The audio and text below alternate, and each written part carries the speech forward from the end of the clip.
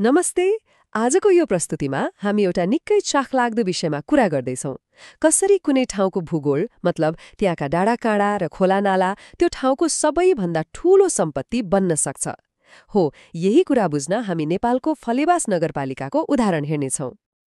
ल सुरु गरौँ एउटा आधारभूत प्रश्नबाट जसले आजको हाम्रो पूरै छलफललाई डोहोर्याउँछ। के भूगोल आफैमा एउटा अवसर बन्न सक्छ? सुन्दा अलि अनौठो लाग्न सक्छ होइन त? तर आउनुहोस्, फलेवासको कथा सुनेपछि यो कसरी सम्भव छ भन्ने कुरा प्रष्ट हुन्छ।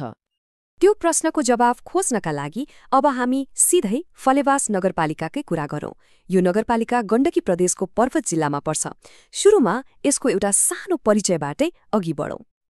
यो नगरपालिकाको कुल क्षेत्रफल हो 85.7 वर्ग किलोमिटर। अब क्षेत्रफलको हिसाबले यो धेरै ठूलो नलाग्न सक्छ, तर हामीले हेर्दै जाँदा थाहा पाउनेछौँ कि यसको हरेक कुनामा कति धेरै सम्भावनाहरू लुकेर बसेका छन्। अनि यो पूरै नगरपालिकालाई प्रशासनिक सहजताको लागि 11वटा वडाहरूमा बाँडिएको छ। यो विभाजन किन महत्त्वपूर्ण छ भन्दा हरेक वडाको आफ्नै भूगोल छ, आफ्नै विशेषता छ र यही विविधताले गर्दा विकासका लागि पनि फरक फरक अवसरहरू जन्मिएका छन्। अब आउँछ यहाँको सबैभन्दा रोचक पक्ष। फलेवासको जमिन भनौँ न पट्टकै समथर छैन। सोच्नुहोस् त, एकै ठाउँमा समुद्र सतहबाट 620 मिटरको होचो गर्मी हुने ठाउँ पनि छ, अनि त्यही 2266 मिटरको अग्लो चिसो पहाड पनि छ। यो जुन उचाइको भिन्नता छ नि, हो यही भिन्नता नि फलेवासको कथाको सबैभन्दा बलियो पक्ष हो। त्यसो भए प्रश्न उठ्छ, यो उचाइको फरकले के नै त्यस्तो ठूलो असर पार्छ र? ल यसैलाई अलि गहिरिएर हेरौँ। यहाँ फलेवासको भूगोलको एउटा पूरै चित्र देख्न सकिन्छ। एकातिर नदी किनारका तराई जस्तै देखिने समथर र मलिला फाँटहरू छन्, अनि अर्कोतिर अग्ला चट्टानी पहाडहरू। एउटै नगरपालिकाभित्र कस्तो अचम्मको भिन्नता!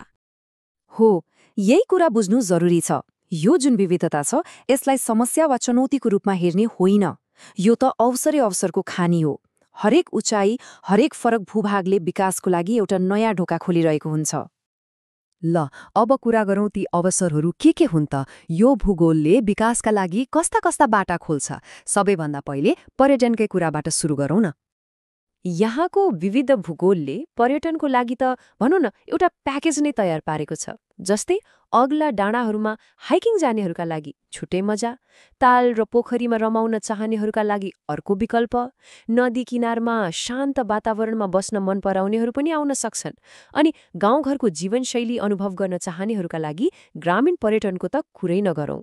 यी सबै कुराले स्थानीय अर्थतन्त्रलाई माथि उकास्न ठूलो मद्दत गर्न सक्छ।